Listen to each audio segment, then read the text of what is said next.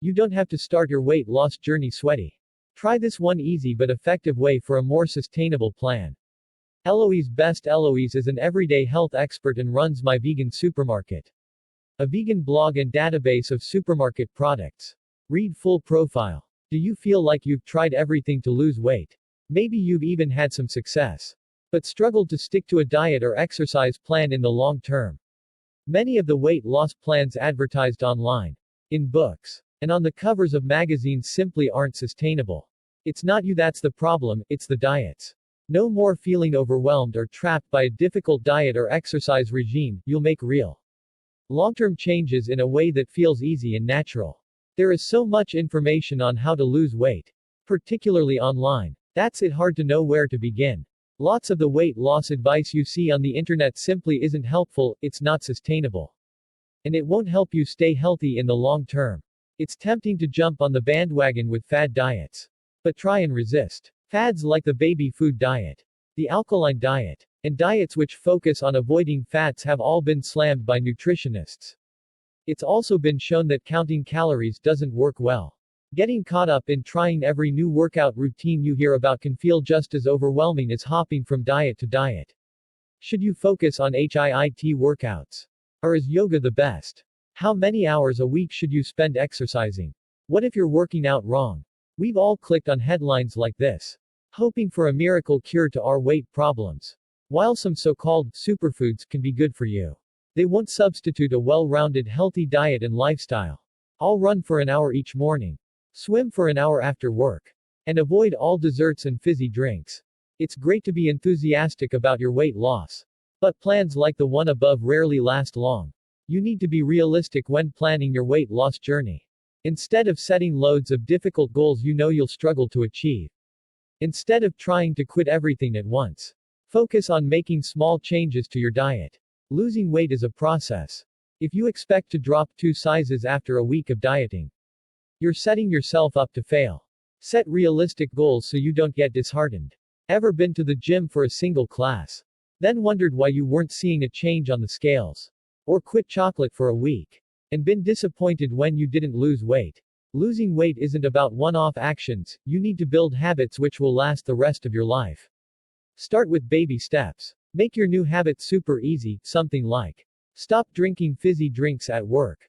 Change your environment. Set yourself up for success by filling your fridge with healthy food.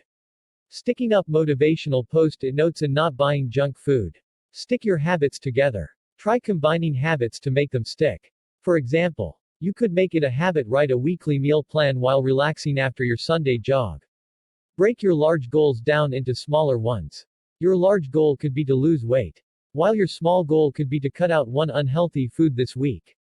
Reward yourself. When you reward yourself for completing a habit, you strengthen it. Try jumping in the air, giving yourself a big smile in the mirror, or reciting positive affirmations each time you make a good food choice. Avoid too much choice. Create your habits. Make them specific, and stick to them. Too much choice overwhelms us. Hence the need to avoid fad diets and workout routines. Follow the steps above, and try eliminating just one of your least favorite junk foods from your diet. Do this each day for 7 days. Once you've managed that, you can gradually start to avoid other bad foods, replacing them with new, healthy snacks and meals. Cutting out one food at a time much easier than giving up all your favorite treats cold turkey. So you'll be much more likely to succeed. Stop jumping from diet to diet, desperate to reach your ultimate end goal.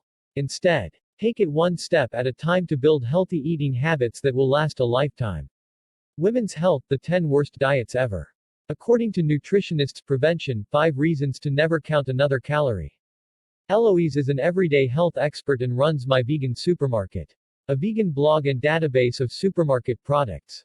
Mark McManus. Mark is a personal trainer who specializes in coaching people on how to build muscle the scientific way. Read full profile. Spare tire. Love handles. Muffin top. Pot belly. All somewhat comical terms for belly fat.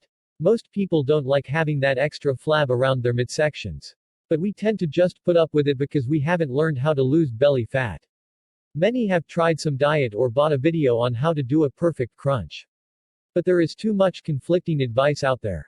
Also, many people have tried and failed. So giving it another go just seems so daunting.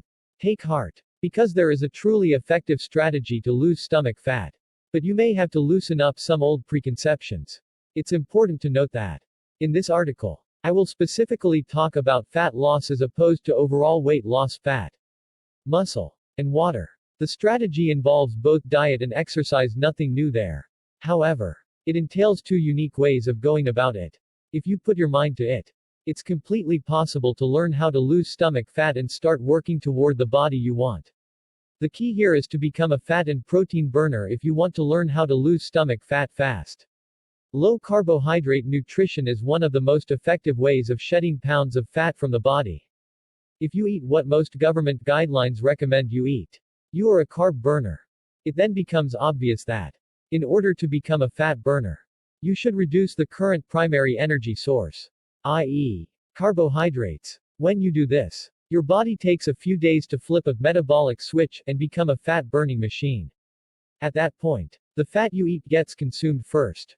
And then you start burning away body fat as your primary source of energy.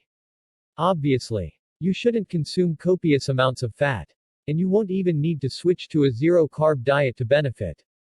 Anything under 100 grams of carbs a day is considered low-carb, but ideally under 60 grams would produce great results. On low-fat diets, which by nature are high-carb diets, when your food calories are gone, the body will burn a mixture of both fat and muscle tissue protein. As muscle mass is metabolically active, it burns calories all day long just by being there. Losing it is a disaster for the dieter as their metabolism will continually slow down over time. This is one of the main reasons why low-fat diets very often produce temporary results. You lose weight for a while, but then it stops working as your metabolism has crashed. And you experience weight gain, all you had lost and then some. There are several ways to lower your carb intake and start losing fat by making fairly simple changes to your diet. Here are just a few ideas to try when you want to learn how to lose belly fat. If you chose a random sample of people on any given day in the US, you would find that at least half of them drink sugary drinks on any given day. 25% would be receiving about 200 calories per day from such drinks. One can of Coca-Cola contains nearly 40 grams of carbohydrates. Remember above where we said 60 was ideal? Well, drink one can of soda and you're nearly there. Cutting drinks with added sugar from your diet can do wonders to help you reduce your carb intake. Replace it with unsweetened tea or water for a hydration boost. When you order a meal at a restaurant, most of the default sides are potatoes, French fries, mashed potatoes, etc., or bread. These are both packed with carbs. A standard small order of French fries contains around 30 grams of carbs, that bumps up to around 50 for a medium order. Instead of going with the default sides, ask for vegetables. There is usually a steamed broccoli or mixed veggies option at most restaurants. Healthy eating is key if you want to reduce carbs. One serving of whole milk contains nearly 13 grams of carbs due to the presence of lactose, a type of sugar. On the contrary, a serving of unsweetened soy milk only contains about 3 grams of carbs. Try switching out the milk you use for your cereal or in your coffee. The flavor will be a bit different. So give yourself time to adjust to it. Low-carb diet works for many people, but it might not be for everyone. The key is always to see which one works for you best. And it's always a good idea to check with your doctor before making major changes to your diet. The above suggestion and explanation hopefully can provide you a new perspective and approach to get rid of your belly fat. Just give it a try and listen to your body's reaction. The most important question here is whether you should focus on cardio or interval training if you're trying to learn how to lose belly fat. Overdoing cardiovascular exercise will also put your body in a state where it breaks down lean muscle tissue catabolism. So, the question is, how do we complement our fat-burning nutritional strategy with fat-burning physical activity? It's called interval training, or, more specifically, high-intensity interval training, HIIT. The idea is to perform some sort of cardio in fits and starts, i.e., a period of lower intensity followed by a period of higher intensity. Research shows that this type of work burns more fat than steady-state cardio, typically by about 50%. In fact, one study showed a 9-fold increase in fat loss for HIIT compared to low-medium intensity cardio. Furthermore, A 2018 study discovered that HIIT was superior to moderate-intensity continuous training for improving heart rate variability. The even better news is that, when you're looking into how to lose belly fat, HIIT need only be performed for 10 to 20 minutes at a time. There are several elements of HIIT workouts, as well as several approaches to them. Here are just a couple of things to keep in mind. Tabata is a common HIIT formula, and it's great for beginners. This involves 20 seconds of work and 10 seconds of rest. You should shoot for 4 minutes, or 8 rounds. You can use this to target the part of your body you want to tone. HIIT is a great fat burner, but it's a lot for the body. So try to shoot for 2 to 3 HIIT workouts per week. If you want to exercise every day, switch it out for cardio or strength training in between. If you want to add an extra layer to your HIIT workout, feel free to add weights. You can include ankle weights if you want to increase leg strength, for example. However, don't do this at the very beginning. Give yourself a few weeks to adjust to the HIIT style of workout before adding in more. Hopefully you can see that these unique approaches to diet and nutrition will work synergistically to produce truly effective fat loss by. The best way to lose stomach fat is to put your diet and nutrition to work. You'll be amazed by how quickly you're able to work toward your ideal body. Harvard Th. Chan, Sugary Drinks Fat Secret, Carbs in French Fries Nutrition Data, Milk.